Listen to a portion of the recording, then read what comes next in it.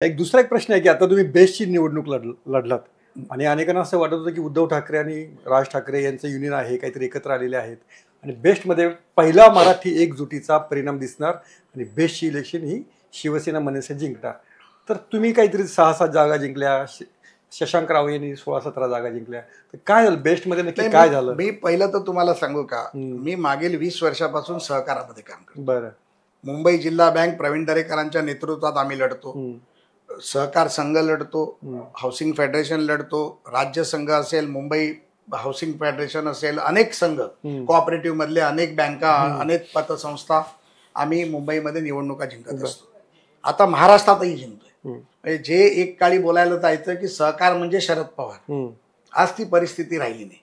गेल्याच 15 दिवसापूर्वी आम्ही राज्य सहकारी संघ पण जिंकलो. म्हणजे अशी परिस्थिती होती की शरद पवार साहेब निवडणुकीत उतरले देखील नाही.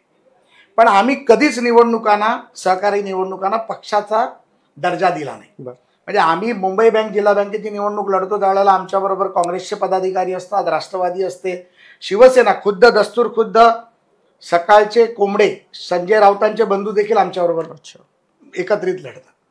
त्यामुळे सहकारामध्ये तुम्ही पक्ष आणलात की सहकार संपला. हे स्वतः वसंतदादा पाटलांनी सांगितलंय, वैकुंठजी मेहतांनी सांगितलंय, यशवंतराव चव्हाण साहेबांनी सांगितलंय, पवार साहेब म्हणतात आणि इव्हन देवेंद्रजी पण सहकारामध्ये पक्ष आणू नका हे सांगतात. ह्या निवडणुकीमध्ये यांना असं काय वाटलं की 2 भाऊ आले म्हणजे जादूच झाली आणि सुरुवात त्यांनी केली. नाहीतर ह्या निवडणुकीचं नेतृत्वच मी करतो. ह्या मुंबईतल्या 400 पतसंस्थांच्या नेतृत्वावरती मी मुंबई बँकेचं नेतृत्व करतो. या निवडणुका कधी होतात आणि कधी संपतात हे सर्वसामान्य लोकांना कळतही नाही. परंतु त्यांच्या नेतृत्वाने चॅलेंज केलं. आता 2 भाऊ एकत्र आले, ठाकरे ब्रँड झाला, लिटमस टेस्ट मुंबई महापालिकेची. आणि 7 दिवसापूर्वी मी निर्णय घेतला की आता लिटमस टेस्ट बुडवूनच टाकूया. आणि ती निवडणूक आम्ही लढलो. आणि मी भाजप म्हणून नाही लढलो साहेब, मी प्रसाद लाड म्हणून लढलो. ना माझ्या बॅनरवरती देवेंद्र फडणवीसचा फोटो होता, ना माझ्या बॅनरवरती आशिष शेलारचा फोटो होता, ना रवींद्र चव्हाणांचा फोटो होता. माझ्याबरोबर प्रवीण दरेकर माझ्याबरोबर होते. ते ह्याच्यासाठी होते की ते माझे सहकारातले सहकारी आहेत. परंतु त्यांचाही फोटो नव्हता. आणि ही निवडणूक पूर्ण ताकदीने लढलो. कशासाठी लढलो? उद्धव ठाकरेला धडा शिकवण्यासाठी लढलो. तुमच्या पूर्ण निवडणुकीत साहेब राज ठाकरेंनी कुठेही स्टेटमेंट केली नाही. या पूर्ण निवडणुकीत राज ठाकरे कुठे आले नाहीत. एक त्यांचा पोपट होता संदीप देशपांडे, तो बडबड करत होता कारण तो मनसेचा संजय राऊत आहे. अच्छा. त्यामुळे तो बोलत होता, त्याच्या बोलण्याकडे कोण लक्ष देत नाही. ज्यांनी स्वतःने एक साधी पतसंस्था काढली नाही त्याने आमच्यावर सहकारावर काय बोलावं या भूमिकेत आम्ही त्याच्याकडे लक्ष दिलं नाही. परंतु ही अख्खी निवडणूक आम्ही त्यांचा घाम काढला. अहो तुम्ही पतसंस्थांमधनं 24-24 कोटी रुपये खाणार. गोरगरीब जनतेच्या या पतसंस्थात मुळी निर्माण का झाल्या साहेब? या पतसंस्थात मुळी निर्माण झाल्या ज्या वेळेला गिरणी कामगार होते, छोट्या मोठ्या कंपन्या होत्या, या कंपन्यांच्या बाहेर पठाण उभे राहायचे, सावकार उभे राहायचे, गोरगरीब जनतेला 10% 15% पैसे द्यायचे, त्याच्या गरजेसाठी तो पैसे घ्यायचा.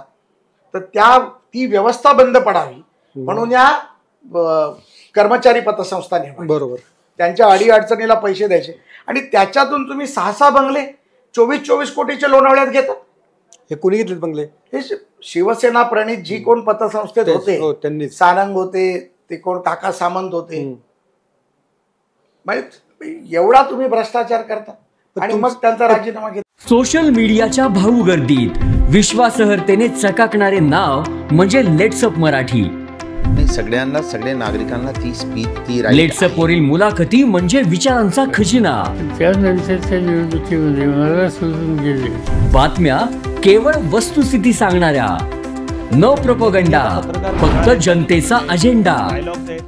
क्योंकि आने वाला कल जाने वाला है, जाने वाला कल आने वाला है. राजकारण, मनोरंजन असो की क्रीडा क्षेत्र, महाराष्ट्राची स्पंदने संवेदनशीलतेने टिपणारे माध्यम म्हणजे लेट्सअप मराठी. जगासोबत एक पाऊल पुढे राहण्यासाठी लेट्सअपचे ॲप, सोशल मीडिया आणि वेबसाईट सोबत कनेक्टेड रहा.